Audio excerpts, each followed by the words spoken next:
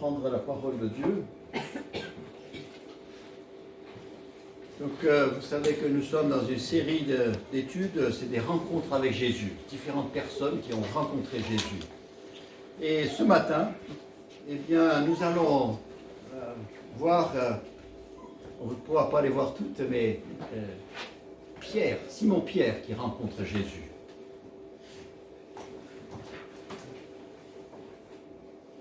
Donc, nous allons voir plusieurs fois où il le rencontre, parce que chaque rencontre est importante et ça fait partie de la formation de Pierre. Vous avez peut-être entendu le récit qui est tiré d'un petit texte apocryphe appelé les Actes de Pierre, dans lequel Pierre quitte Rome et rencontre le Seigneur et lui dit « Domine Covadis, Seigneur, où vas-tu » Et à la suite de cet échange avec cette apparition de Jésus, Pierre serait retourné à Rome pour être crucifié. Il aurait demandé qu'il soit crucifié avec la tête en bas, pour ne pas être crucifié comme son Seigneur. Et de son vivant, Jésus avait annoncé à Pierre qu'il mourrait prisonnier. Il l'a dit dans Jean chapitre 21. Et il y a tant de choses qu'on pourrait relever de la vie de Pierre et de ses rencontres avec le Seigneur, parce qu'il a marché avec lui pendant 3 ans et demi. Et ensuite, après Pentecôte, bien sûr, il a marché avec lui spirituellement. Mais là, nous voulons voir quelques échanges de Pierre avec Jésus, Pierre, fils de Jonas, Bar Jonas. Et je vais ce matin me limiter à 2 discussions. Il se peut qu'à dimanche prochain, on en prenne 2 autres. Ce matin, on va prendre seulement 2 discussions. La première, ça va être l'appel de Pierre. Puis la deuxième, c'est la restauration de Pierre. Donc, l'appel de Pierre, et nous allons voir cela, bien sûr, dans les évangiles. Simon Pierre, donc Simon c'était son nom hébreu, Pierre c'était un nom grec, et puis c'était le nom que Jésus lui avait donné, Céphas ou Pierre. Et donc il sera appelé Simon, il sera appelé Pierre, il sera appelé Simon Pierre. Dès Pentecôte, après cela, il sera toujours appelé Pierre. Là, son frère André était l'un des disciples de Jean-Baptiste. Et André était là le lendemain du passage de Jésus. La première journée, Jésus est passé et Jean-Baptiste avait dit « Voici l'agneau de Dieu qui ôte le péché du monde ». Le lendemain, Jésus repassait par là et cette fois-ci, André sera là et il entendra Jean-Baptiste dire « Voilà l'agneau ». Et André et un autre disciple de Jean vont suivre Jésus de loin. Éventuellement, ils vont le rattraper, ils vont dire « Mais où est-ce que tu passes ta journée ?» Et ils vont passer la journée avec lui. Et après cette journée avec Jésus, eh bien, André rencontrera son frère Simon et il dira à son frère « Nous avons trouvé le Messie, le Messie tant attendu. Ben, nous l'avons trouvé, il est là. » Et il va le conduire à Jésus. Ça c'est après. Quand il découvre le Messie, quand il découvre le Seigneur, eh bien, il emmène son frère, on emmène nos bien-aimés, ceux qu'on désire, on emmène nos voisins, on veut les présenter. Jésus. Et c'est André, on sait très peu de choses sur André, mais ce qu'on sait, c'est que quand il a rencontré Jésus, eh bien, il a emmené son frère voir Jésus. Et donc, Simon, qui est certainement le grand frère, vous savez comment sont les grands frères, eh bien, il vient, puis il dit, bon, on va voir le petit frère, qu'est-ce qu'il raconte, on va voir ça, et certainement il n'est pas trop emballé, mais il va venir, hein. Ça c'est mon imagination, hein.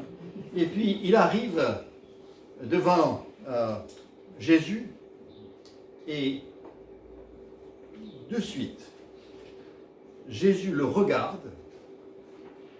Vous savez, quand Jésus regarde quelqu'un, il voit tout, hein. Il ne voit pas seulement ce qu'on présente, mais il voit tout. Et il voit hier, il voit aujourd'hui, il voit demain. Et il voit en profondeur. Et là, il nous dit, Jésus le regarde. Et il dit, tu es Simon, fils de Jonas. Tu seras appelé Céphas, ce qui signifie Pierre. C'est tout ce que Jésus a dit. En fait, tout était là-dedans. Il dit, toi tu as une vie, mais moi j'ai un plan pour ta vie. Tu es Simon, et tu vas être Pierre pour moi. Et ensuite, dans l'évangile de Matthieu, bien, c'est tout ce qu'il nous dit. Il n'en dit pas plus. Les faits essentiels, ils se sont rencontrés. On ne sait pas ce qu'ils ont dit, ce que Pierre a pensé. Ça s'arrête là. Vous savez,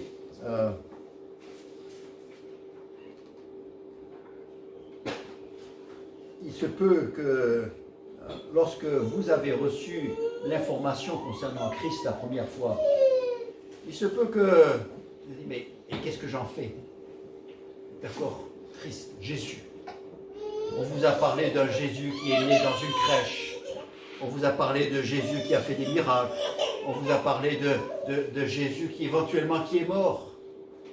Je pense toujours à maintenant c'est un frère en Christ, mais à l'époque c'était un frère algérien qui a vu un crucifix et puis il a dit, mais celui-là, qu'est-ce qu'il a fait pour mériter ça?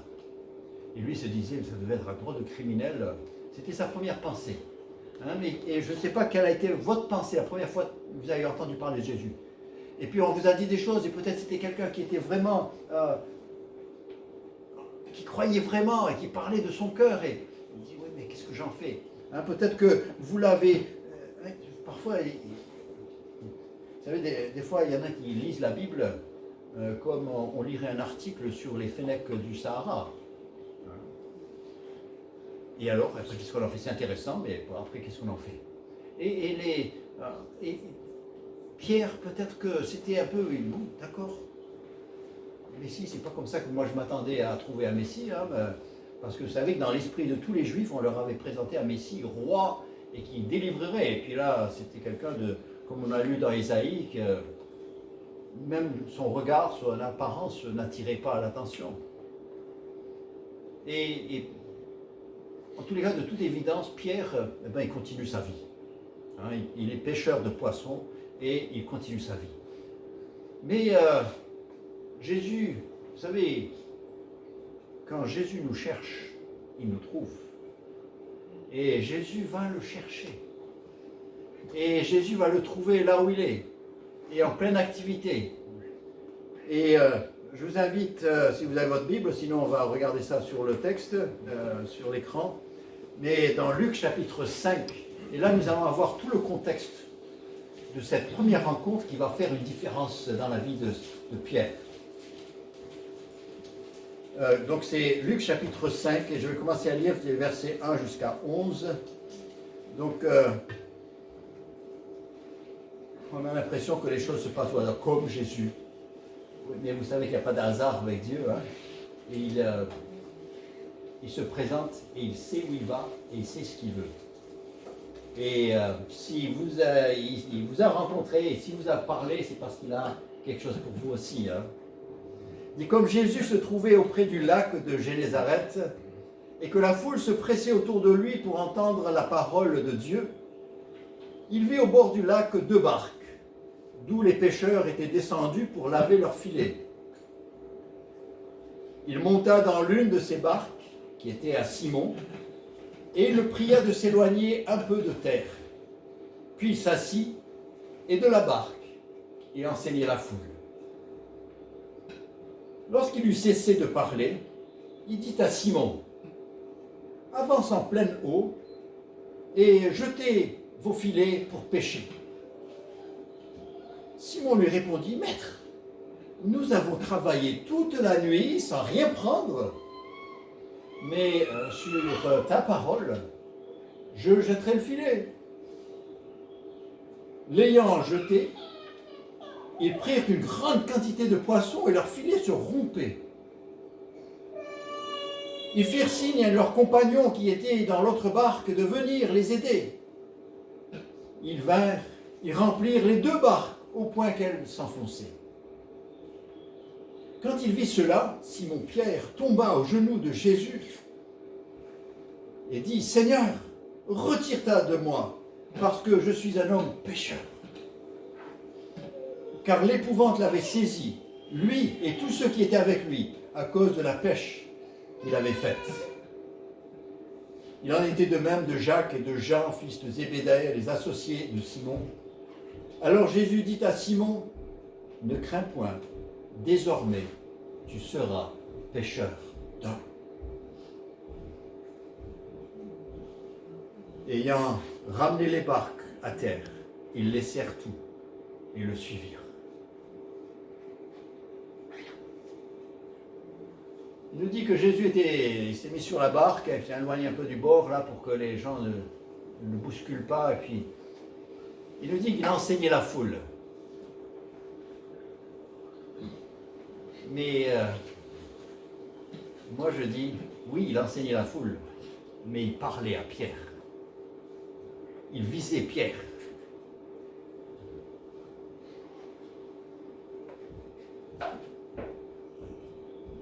Jésus dit à Pierre, et Pierre il est là, tranquille, voilà, bon, on va attendre la fin, hein, et le bateau est bloqué, voilà, on va attendre que c'est fini. Peut-être, j'imagine comme ça. Hein. Et Jésus dit, Pierre, écoute, on va s'éloigner un petit peu là, puis tu jettes le filet. Alors là, Pierre, là, il prend ça de manière personnelle. Parce que ce n'est pas un petit fils de charpentier qui va lui apprendre comment faire la pêche. Hein, Pierre, vous savez, c'est quelqu'un qui a des idées et des pensées. Hein. Il sait ce qu'il pense et ce qu'il veut. Et Jésus, bon, il l'avait rencontré de Nazareth, son père était charpentier. Hein, c'est comme ça qu'on se présentait toujours. Qu'est-ce que fait ton père? Et en plus, il dit, tu sais, nous, on a pêché toute la nuit, hein, il n'y a rien eu. C'est pas maintenant qu'il y aura du poisson. Mais bon, par respect pour toi, bah écoutez, je vais le faire. Vous savez, combien de fois nous nous trouvons chacun d'entre nous dans des situations où Jésus nous dit de faire quelque chose, et nous, notre intelligence et nos connaissances nous disent, mais c'est pas logique, ça va pas. On ne va pas croire ça de nos jours. On va pas, non, je ne peux pas faire ça. Et puis la famille, qu'est-ce qu'elle va penser? Et les collègues, non. Et on est là, mais faisons comme Pierre. Il a jeté le filet. Je n'ai pas du tout l'impression qu'il avait beaucoup de foi quand il a jeté le filet. Lui, il a dit, bon, on va le jeter.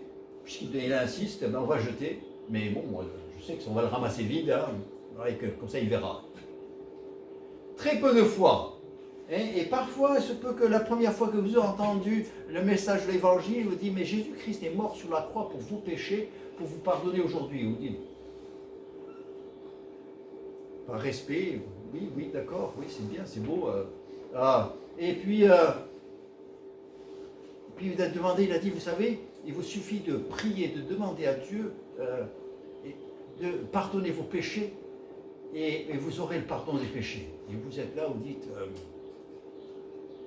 c'est pas moi, je ne suis pas né hier, hein. J'ai fait des études, je suis quand même intelligent et quelque chose, je ne comprends pas, je ne saisis pas. Vous savez ce qui est extraordinaire? Et je loue Dieu de ce que ce soit comme ça. La puissance n'est pas dans votre foi, mais dans celui qui donne l'ordre de croire.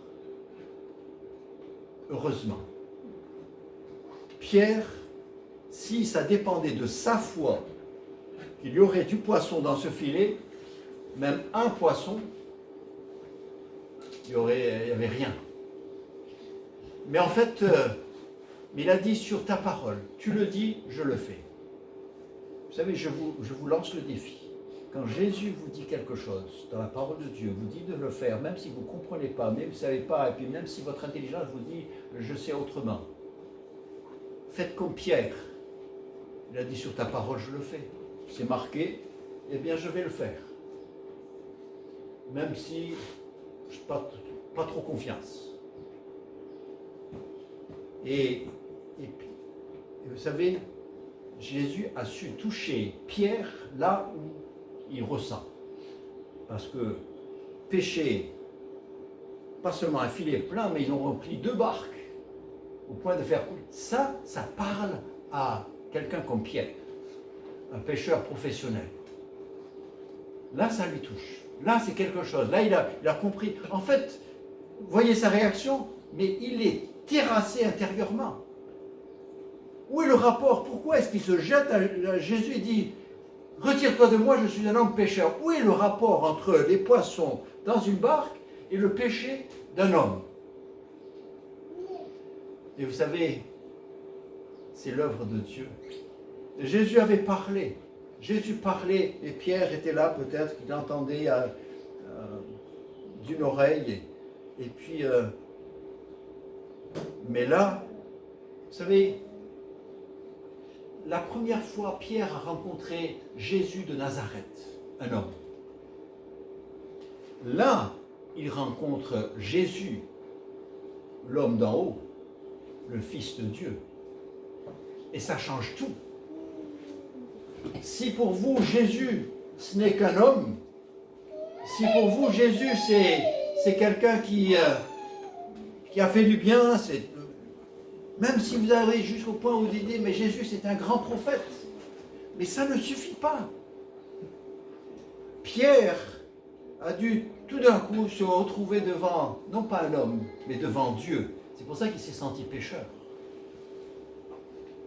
Devant les uns les autres, on ne se sent pas pécheur. Mais lorsqu'on se présente devant Dieu, on se rend compte qu'on est devant Dieu. C'est là où nous ressentons notre péché, notre souillure, notre insuffisance. Et là, Pierre se trouve devant le Seigneur et il a fait ce qu'il avait à faire, c'est de se jeter aux genoux. Ça n'aurait rien changé de fuir.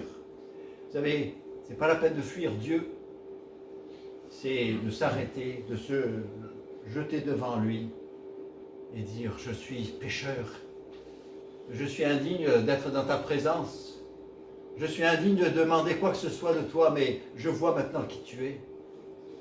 Et ça, c'est une expérience pas seulement de conversion, c'est de transformation. C'est là où la parole de Dieu pénètre. Et là, ce ne sera pas comme la première fois où Pierre s'en va et puis dit, bon, ben, c'est bien, c'était intéressant de le rencontrer. Mais cette fois-ci, comme nous l'avons lu, eh bien, il laissera tout et il suivra Jésus. Il y a quelque chose qui s'est passé là.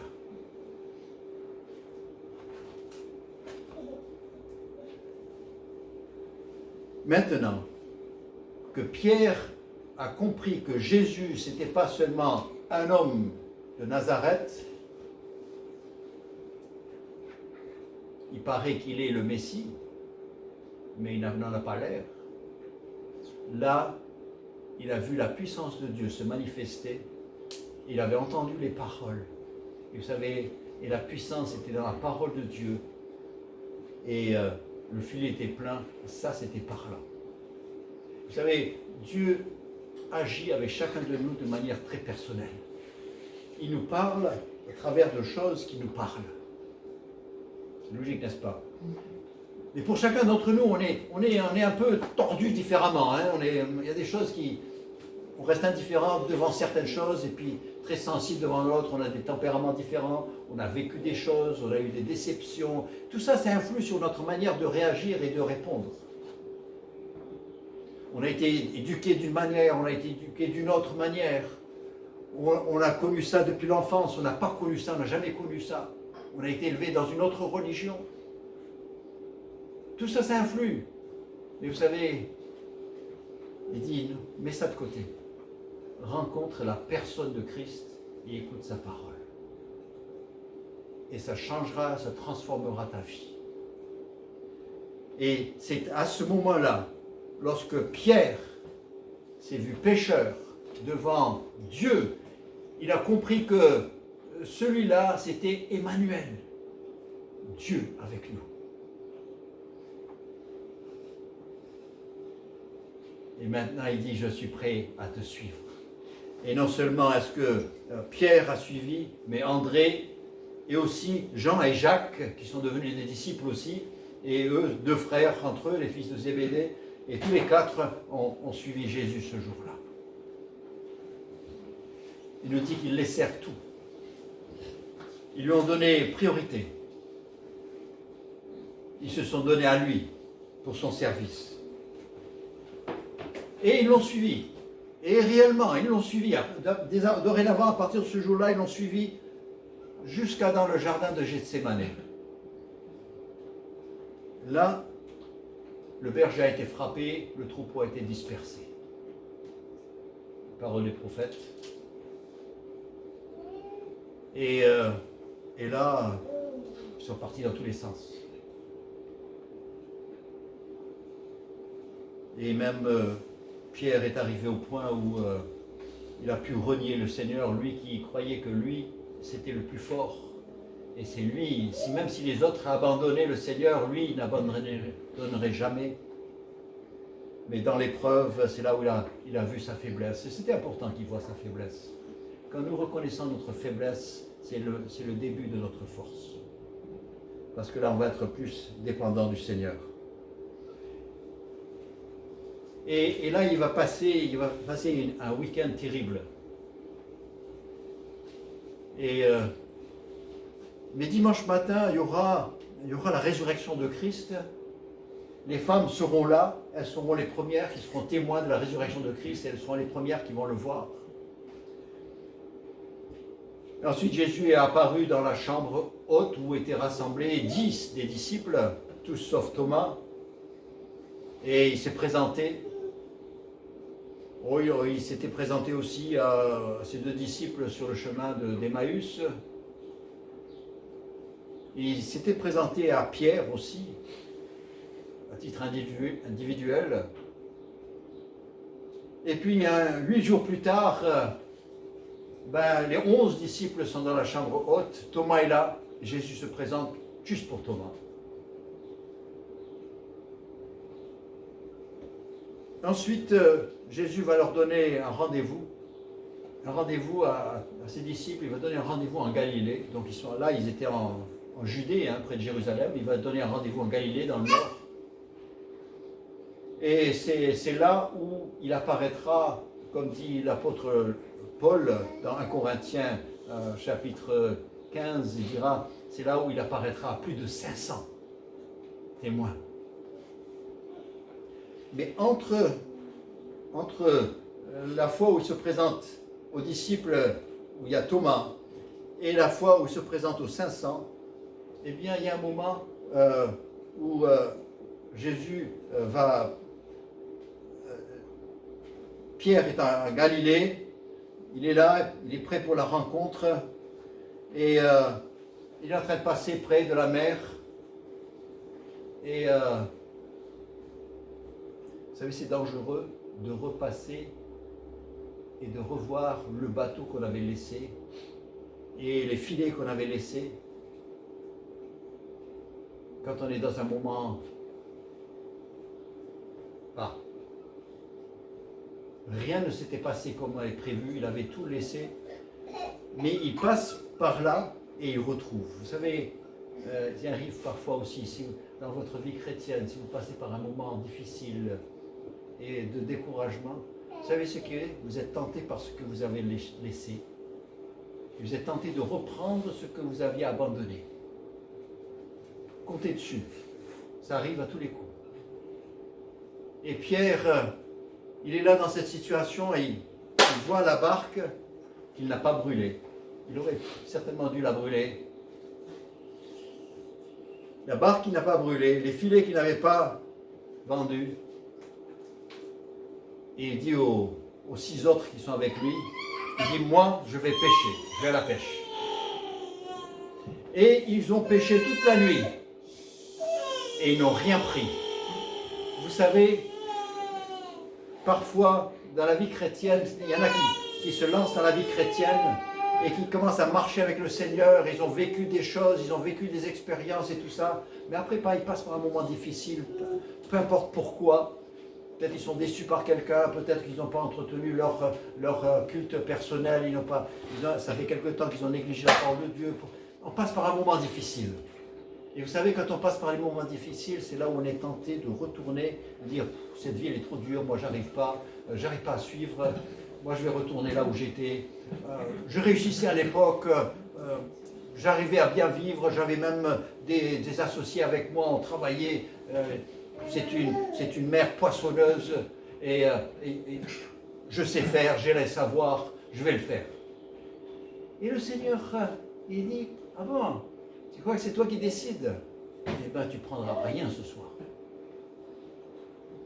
Vous savez, c'est décourageant. Et j'ai entendu déjà plusieurs fois des témoignages de personnes qui ont fait cela. Ils avaient abandonné certaines professions, ils s'étaient lancés, ils avaient laissé des choses, et puis après, ils sont passés par des moments difficiles, ils ont essayé de retourner, et ils n'ont pas pu faire aussi bien qu'avant.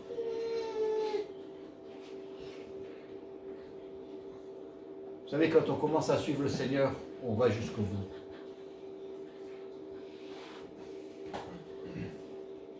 Et ils sont là, tôt le matin, le jour se lève à peine. Ses disciples sont un peu découragés. Ils regardent, ils voient la silhouette de quelqu'un sur la berge. Et ce quelqu'un dit, et vous avez pris quelque chose? C'est ça qu'il ne faut pas demander à un pêcheur qui n'a rien pris. Mais Jésus, vous savez, il sait ce qu'il dit. Et il sait pourquoi il le dit. Il est en train d'enfoncer quelque chose dans le cœur de Pierre. Il dit, tu as pris quelque chose? Non. Il dit, jetez le filet. Encore quelqu'un qui... Ah, mais vous savez, Jésus, quand je vous dis, il sait comment toucher. Il dit, jetez le filet. Et vous savez, Jésus qui, normalement, venant de Nazareth, il n'est pas sur la mer, fils de charpentier, il ne sait rien sur la pêche, ni où il y a du poisson, ni comment le prendre. Et vous savez ce que... Imaginez une situation d'un pêcheur professionnel, il est là avec son matériel, ses cannes, ses verres, il a tout le matériel qu'il faut, il a tout ce qu'il faut, il a même la tenue qui va avec. Il est en train de faire la pêche, il ne prend rien. Il y a un petit gamin qui s'amène avec un roseau, un bout de fil, un petit crochet, il jette ça, il a un poisson. Et c'est ça que vit Pierre là. Et vous savez, quand les filets ont commencé à se remplir, ils n'avaient même pas monté. Jean, il dit, ça me rappelle quelqu'un, ça. Ça me rappelle quelqu'un, ça me rappelle quelque chose qu'on a déjà vu. C'est le Seigneur. Et Pierre, dans sa déprime, dans son découragement, le bateau ne peut pas s'approcher assez rapidement. Il se jette à l'eau, il va vers le Seigneur. Et le Seigneur veut lui parler, et le Seigneur va lui parler.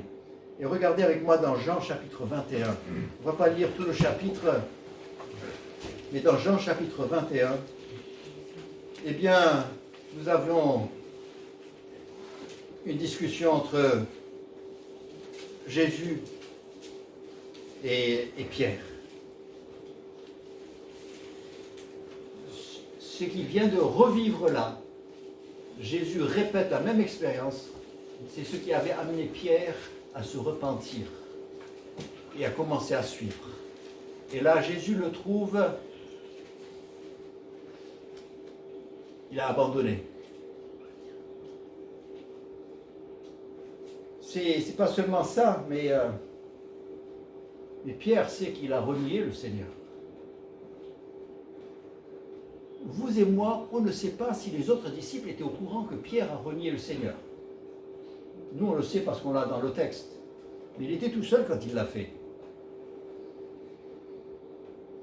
Et certainement que Jean n'était pas là. Jean, peut-être c'est à ce moment-là que Jean est allé à la croix parce qu'il y a un moment où il apparaît à la croix et puis c'est là où Jésus lui confie sa mère. Et il était tout seul. Lui, le fort, il est là tout seul. Et c'est là où il ne tient pas le coup. Et il renie le Seigneur. Et lui, après, il dit... c'est vrai qu'il a pleuré amèrement. Il a dit qu'il est sorti de là, il a pleuré amèrement. Il a passé une très mauvaise journée. Un samedi terrible. Dimanche matin, c'est la résurrection. Et avec Jean, ils iront jusqu'à la tombe. Ils verront la tombe vide. Mais le samedi, c'est un samedi terrible. Et puis, vous savez, mettez-vous à la place de Pierre, vous allez dire, oh, je ne suis pas digne. Regarde ce que j'ai fait. Et moi, je l'ai lâché. Au moment où il avait besoin de moi, il a regardé, il m'a même regardé. Et au lieu de lui donner un regard de soutien, je l'ai renié. Oh, je ne peux pas servir le Seigneur, je suis bon à rien. Et vous savez, mettez-vous à sa place, vous auriez eu des pires pensées. Et puis certainement il dit, oui, le Seigneur il est gentil là, dans la chambre haute, et oui, il m'a salué, tout ça. Oui, je me souviens que quand il avait dit aux femmes, il a dit, allez dire aux disciples, et à Pierre. Et quand il a dit, et à Pierre, c'était pour que Pierre comprenne que je ne suis pas fâché. Hein. Je pense à toi encore, je ne t'ai pas oublié. Mais il dit, mais là, non, je vais pécher. Et Jésus ne lâche pas ceux qui partent. Il dit, une fois que je te prends, c'est pour de bon. Je te garde. Et même si ta performance n'est pas toujours à la hauteur, mais moi je suis fidèle. Même si nous ne sommes pas fidèles, Dieu demeure fidèle, n'est-ce pas? Mais quelque part, je me demande s'il y a une situation qui n'est pas réglée là. Pierre a renié le Seigneur. Peut-être personne n'est au courant. Le Seigneur n'a rien dit. Je dis, personne n'a rien dit, personne ne sait. Écoute, on ne va rien dire. On va continuer. Mais vous savez, les péchés non confessés, on les traîne longtemps. La meilleure manière de se soulager d'un péché, c'est de le confesser et de le régler. C'était un peu, si vous vous souvenez de l'histoire de David, quand il a commis cet adultère avec Bathsheba, et puis il avait réussi vraiment à le cacher, au prix du mari, et au prix de pas mal de choses, de pas mal de mensonges, il avait réussi à le cacher et personne n'est au courant. Mais Dieu a parlé au prophète Nathan, il a dit, va voir David. Et David, il a confessé. Et vous lisez ce psaume, le psaume 34, le psaume 51, vous avez quel soulagement il a eu de pouvoir confesser son péché et recevoir le pardon de Dieu. Vous savez, si vous ressentez le poids du péché, ne continuez pas à courir, mais arrêtez-vous et réglez-le avec le Seigneur. Et Jésus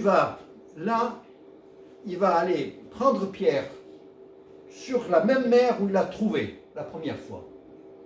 Et il va l'amener jusqu'à lui. Il dit, Pierre, il faut qu'on règle ça.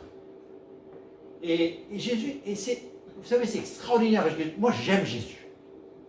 Parce qu'il ne fait pas les choses comme font les hommes, ni comme font les pasteurs, et encore mieux que ça. C'est aller, au lieu de dire à Pierre, tu sais Pierre, tu te souviens, tu avais dit que toi, tu ne renierais jamais, tout ça, tu te souviens, puis après tu t'es souvenu quand le coq a chanté, n'est-ce pas? Et puis depuis tous les matins, le coq, ça te rappelle des choses. une chose qui n'est pas réglée. Et c'est comme ça que moi j'aurais fait.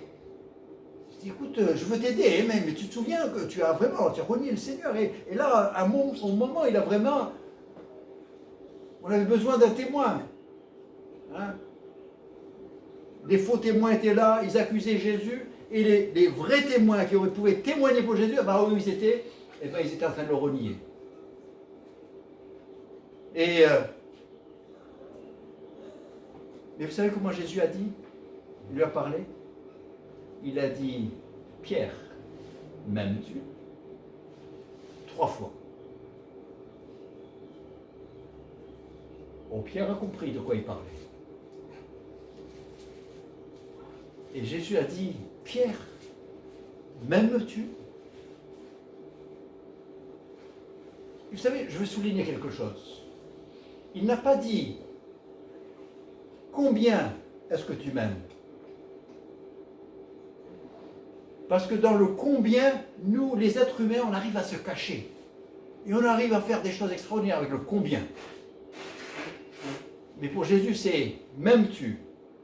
C'est ou tu m'aimes ou tu m'aimes pas. Il n'y a rien d'autre. Vous savez, nous, on essaie de faire valoir, oui, je suis quand même plus croyant que les autres. Hein, je crois quand même, j'ai de la foi. On joue avec le combien. Oui, je suis assidu à l'église. Et oui, Seigneur, j'ai quand même une vie morale. Je suis pas comme, il y a pire que moi. Et on essaie de jouer avec le combien je suis croyant et combien j'exerce ma foi et combien je vis selon la foi. On essaie de jouer avec ça, puis on se cache, et puis on aime bien chez les hommes, on aime bien mettre des échelons, et puis il y a les forts, et puis il y a les moins forts. Et ça, c'est notre monde, et on en souffre terriblement. Je ne sais pas pourquoi on voudrait le faire encore au ciel et devant Dieu. Mais Jésus dit, je ne te demande pas combien tu crois en moi, parce que si c'était une question de combien on croit, c'est comme tout à l'heure, on a disait avec Pierre, il avait très peu de foi, mais Jésus a pu faire tout ce qu'il avait à faire avec le très peu de foi qu'avait Pierre. Et vous savez, ce n'est pas une question de combien vous croyez, c'est combien vous êtes prêt à laisser Dieu faire avec le peu de foi que vous avez. Mais est-ce que tu crois? Et là, il dit à Pierre, il dit, m'aimes-tu? Pierre est embêté là. Parce que s'il lui avait dit, est-ce que tu m'aimes un peu quand même? Il essayait de le dire. Il dit, Seigneur, tu sais que je t'aime. Et puis il employait un autre mot. Hein. Jésus disait agapé, hein, comme est-ce que tu m'aimes? Et puis lui répondait par adelphos, je t'aime comme un frère. Mais Jésus employait le mot, est-ce que tu m'aimes au point de vouloir te sacrifier pour moi? Et Pierre, il était honnête. Il n'a pas prétendu avoir plus. Ça lui a joué le mauvais tour de prétendre être fort. Et ça, là, il n'est pas prêt. Là, il dit, non, mais écoute, vraiment, je t'aime comme un frère, mais bon, je ne pense pas que c'est plus. Vous savez, avec cette attitude-là, il dit, si tu m'aimes, après, on peut travailler avec cet amour. Et on peut la développer. Mais il faut que tu m'aimes. Avec Jésus, c'est du tout ou rien. Tu m'aimes ou tu m'aimes pas. C'est pas que tu m'aimes parmi d'autres, c'est pas que tu m'aimes avec les autres, c'est tu m'aimes moi. Est-ce que tu m'aimes moi? Déjà, si on trouve normal qu'une épouse demande ça de son mari, combien plus qu'est-ce que Jésus doit le demander de ses disciples?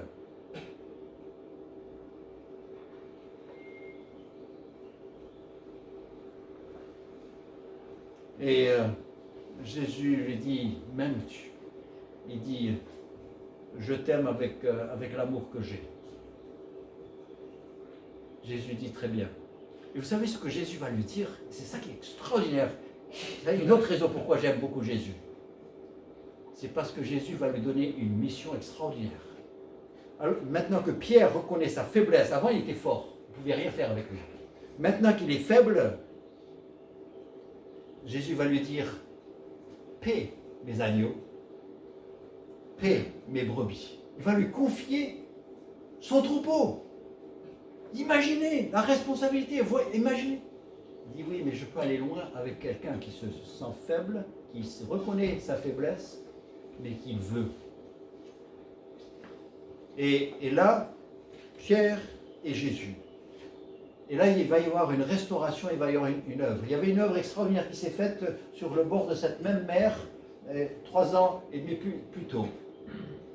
Et il a suivi Jésus. Et là, il y a une autre décision qui va se faire, c'est une consécration. Et là, eh bien Pierre, il ne va plus tourner. Vous ne le verrez plus sur la mer de Galilée. Là, c'est parti. Il est sur Jérusalem, il attend que l'Esprit que Jésus a promis descende sur eux. Et ensuite, il se lèvera dans les rues de Jérusalem et il sera consacré à l'œuvre de Dieu dorénavant. Vous voyez, je vois plusieurs choses. Vous voyez, Dieu ne prend pas des gens très bien, il prend les gens tels qu'ils sont. Il ne cherche pas des gens qui ont une grande foi, il cherche des gens qui sont prêts à agir sur sa parole. Le Seigneur cherche et dit, moi, je peux te transformer, je peux faire une œuvre en toi, je peux te rendre utile. Et je suis prêt, même si tu as des hauts, des bas, s'il y a des chutes, mais on peut toujours se relever. Comme je dis souvent, la seule raison pour laquelle qui explique pourquoi vous marchez aujourd'hui, c'est parce que la dernière fois que vous êtes tombé, vous êtes relevé. Dans la vie chrétienne, c'est pareil. Peu importe combien de fois on est tombé, il n'y a aucun de nous qui a le chiffre de combien de fois ils sont tombés avant d'apprendre à marcher. Mais peu importe, ce qui importe, c'est qu'on marche aujourd'hui. Hein? Et dans le sens spirituel aussi. Peu importe combien de fois et où j'étais, dans quel état, et si j'ai appris à marcher quand j'avais 10 mois ou quand j'avais 15 mois. Peu importe. Ce qui importe, c'est qu'aujourd'hui, je marche.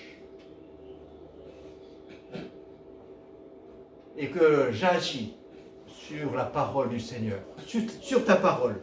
C'était un commencement extraordinaire pour Pierre. Sur ta parole, je jetterai. Eh bien, écoutez, je ne sais pas où vous en êtes aujourd'hui par rapport au Seigneur. Mais je vous lance le défi de lui dire, sur ta parole, je vais le faire. Je vais croire en toi. Je te fais confiance pour ma vie, pour mon péché. Je ne sais pas comment tu peux le pardonner, je ne sais pas comment tu peux le faire disparaître pour que Dieu ne le voit plus, alors que lui voit tout. Je ne comprends rien de cela. Mais sur ta parole, tu dis, celui qui croit aura la vie éternelle. Mais à tous ceux qui l'ont reçu, à ceux qui ont... À tous ceux qui l'ont reçu, à ceux qui croient en son nom, elle a donné le pouvoir de devenir enfant de Dieu. Après plus de 50 ans dans la foi, eh bien, je n'ai pas encore compris comment il le fait. Mais ce que je sais, c'est qu'il l'a fait chez moi et je l'ai vu faire chez combien d'autres. Et il y a la vie éternelle et il y a la joie qu'a trouvé David quand son péché était pardonné, et nous pouvons avoir cette même joie quand notre péché est pardonné. Pierre, eh bien, oui, Dieu a pris un pêcheur de poissons. Ce n'était pas un illettré, parce que par la suite il écrira des lettres, donc c'était quelqu'un qui, même si c'était pêcheur de poissons, mais Dieu le prendra. Certainement c'était quelqu'un qui croyait pouvoir faire des choses. Il a fait des choses, mais plus par sa propre puissance, mais par la puissance de Jésus-Christ. Et je crois que dimanche prochain, Dieu voulant, on va essayer de voir d'autres choses. Je crois qu'il y a beaucoup de leçons à tirer. Si la Bible nous parle tant de Pierre, c'est parce qu'il y a des choses pour nous et que le Seigneur nous aide. Tout ce que je veux dire ce matin, c'est que je vous donne des paroles d'espérance. Peu importe si vous n'êtes jamais venu au Seigneur, si vous venez dans le doute, Jésus a reçu Thomas. Si vous venez dans la faiblesse, il vous relèvera. Si vous venez trop confiant en vous-même, il s'occupera de ça aussi. Et il vous rendra utile pour lui dans la vie de combien d'autres. Puis s'il y a un péché qui entraîne, personne ne le sait, donc on le garde caché, écoutez, réglez-le avec le Seigneur pour être libéré. Et puis, le Seigneur nous confiera des tâches. Nous allons prier, et puis après quoi nous chanterons un chant. Père Céleste, nous te remercions pour ces textes bibliques. Certains nous ont dit, oh, la Bible, c'est que des petites histoires. Seigneur, merci pour ces petites histoires, parce qu'elles nous enseignent des choses extraordinaires sur toi. Et Père, tu connais chaque cœur ce matin, tu sais le besoin de chaque cœur, tu sais ce que chacun cherche. Et nous savons que chacun a besoin d'une seule chose, c'est de suivre Jésus. Nous ne connaissons aucun autre nom que le nom de Jésus. Et il suffit largement, parce qu'il est le chemin, la vérité et la vie. Et nul ne vient au Père que par lui. Père, tu connais chaque cœur, tu sais quelles sont les prières silencieuses, secrètes peut-être, quels sont les fardeaux, quelles sont les hésitations, quels sont les doutes qu'il peut y avoir ici ce matin. Seigneur, comme tu as su parler à Pierre, eh bien tu sauras parler à chacun ici ce matin. Je te prie au nom de Jésus-Christ. Amen.